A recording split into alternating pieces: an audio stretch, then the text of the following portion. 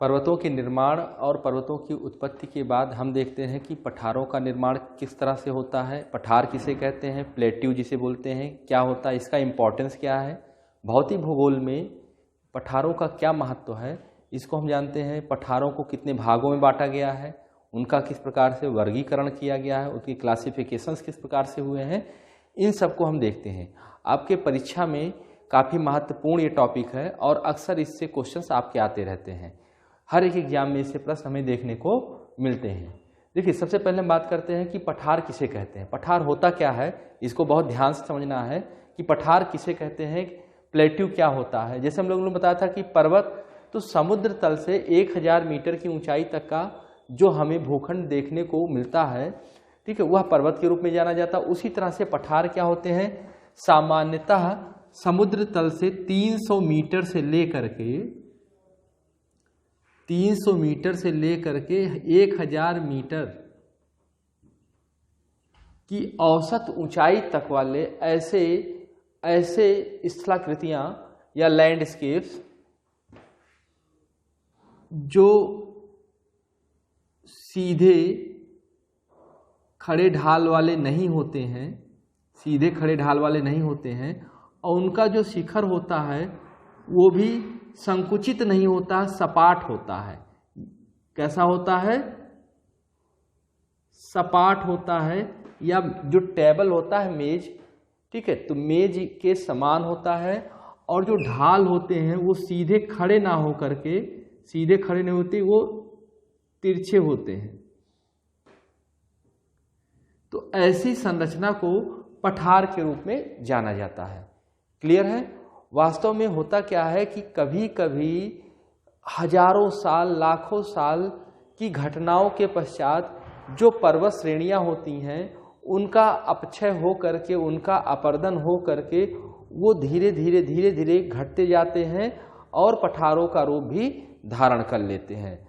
तो इस तरह से समुद्र तल से 300 से 1000 मीटर की ऊंचाई तक की ऐसी स्थलाकृतियां जिनका मेज के समान ऊपरी शिखर हो, जो शिखर है वो मेज के समान हो और ढाल सीधा ना हो करके तिरछा हो, तो ऐसी संरचना को पठार कहते हैं।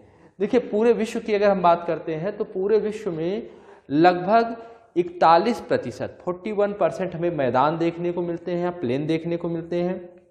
33%, कई बार पूछा गया है, 33% हमें क्या देखने को मिलते हैं, पठार देखने को मिलते हैं।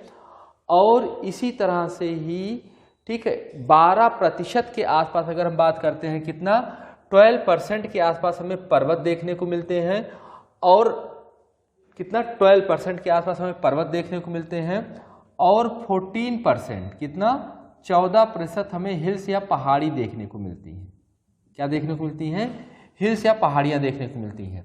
पूरे विश्व की अगर हम बात करते हैं तो क्लियर है, 41% मैदान, 33% पठार, 14% पहाड़ियां या हिल्स, और 12% पर्वत।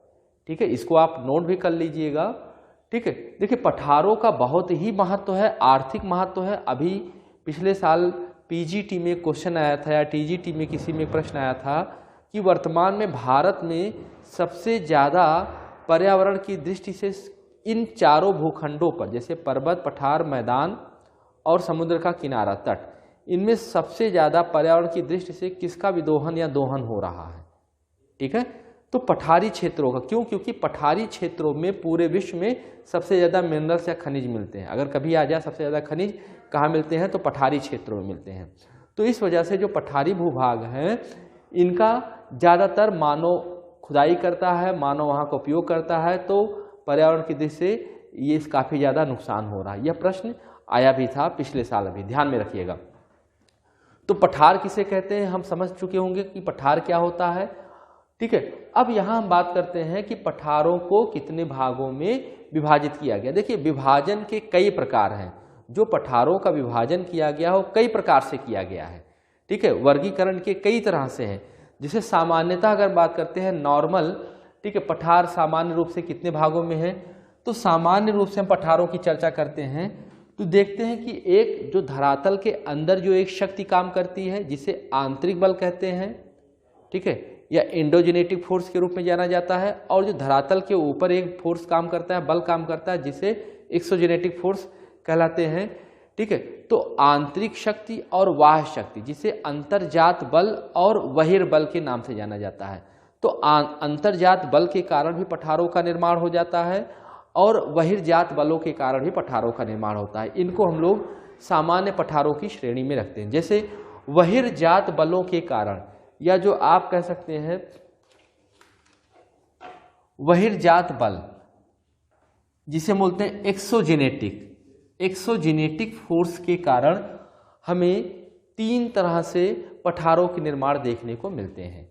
देखिए, कई बार पूछा गया कि बहिर्जात शक्तियां कौन कौन सी हैं, मतलब धरातल के ऊपर जो कौन कौन सी ऐसी शक्तियां हैं, ठीक है, जो बहिर्जात बल के रूप में जानी जाती हैं। तो हमें मालूम है कि बहिर्जात बल में जैसे हिमानी या ग्लेशियर्स आते हैं, ठीक है, विंड्स आते हैं, पवन आती हैं, और जल आते हैं, ठीक है, चाहे वर्षा का जल हो, रेनफॉल, ठीक, अंडरग्राउंड वाटर, या वो भी जल आपका इसी में ही आता है। इसके अतिरिक्त हम बात करते हैं, जैसे मान लीजिए आपका यहाँ हो गया, ठीक है, एक होता है परहिमानी, ठीक है, तो ये सब आपके बहिर्जात बलों में आते हैं। रिवर्स या नदियों का जो जल होता है, नदियाँ भी बहिर्जात बल का ही रूप है। तो यहाँ हम देख रहे हैं कि हिमानी द्वारा कैसे पठारों का निर्माण होता है, पवन द्वारा जैसे पठारों का निर्माण होता है, और जल द्वारा पठारों का, ये सब बहिर्जात शक्तियों में आते हैं। क्यों? क्योंकि ये जो शक्तियाँ होती हैं, ठीक है, ये शक्तियाँ धरातल के ऊपर जितने भी भूखंड हैं उनको समतल बनाने का काम करती हैं। क्या करती हैं? उनको समतल बनाने का काम करती हैं, ठीक है। लेकिन यह प्रक्रिया हमेशा चला करती है, तो एक तरफ भाग समतल होता है, दूसरी तरफ भाग उठता रहता है, फिर वह समतल होता है, फिर उठता रहता है।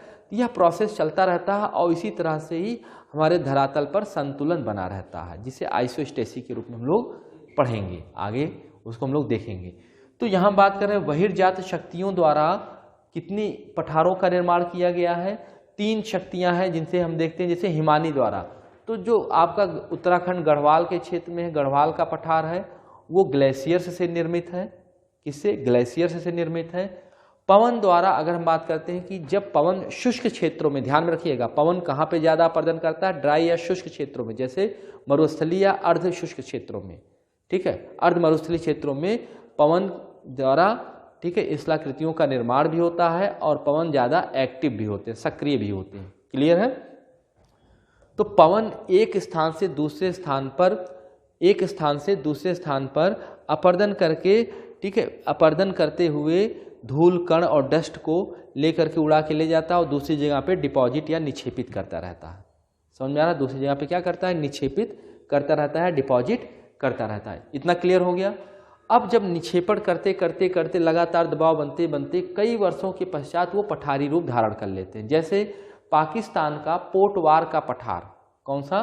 पाकिस्तान का पोटवार का पठार। या एक उदाहरण हम लोग और देखते हैं इसका, वो चीन का सबसे अच्छा लोयस का पठार। कौन सा? लोयस का पठार। इसको भी ध्यान में रखना है, लोयस का पठार। ये भी वायु द्वारा, लोयस के मैदानों का भी निर्माण होता है, पठारों का भी निर्माण होता है। ये सब किसके द्वारा निर्मित है? पवन द्वारा निर्मित है। क्लियर है? इसके पश्चात हम देखते हैं जल द्वारा निर्मित।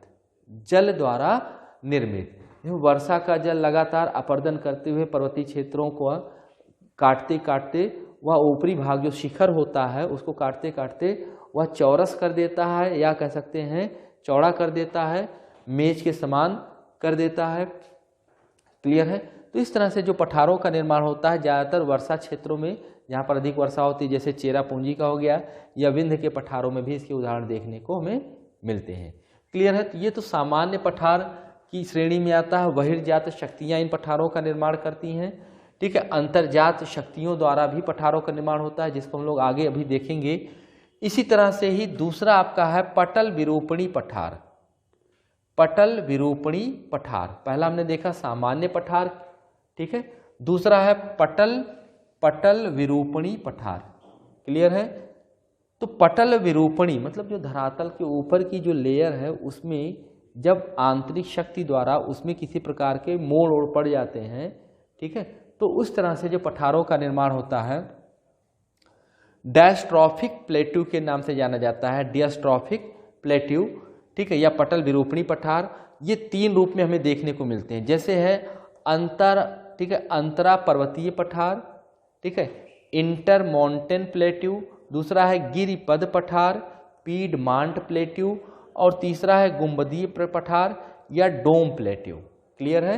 ये तीनों पटल विरूपणी पठार के एग्जाम्पल्स हैं, उदाहरण हैं।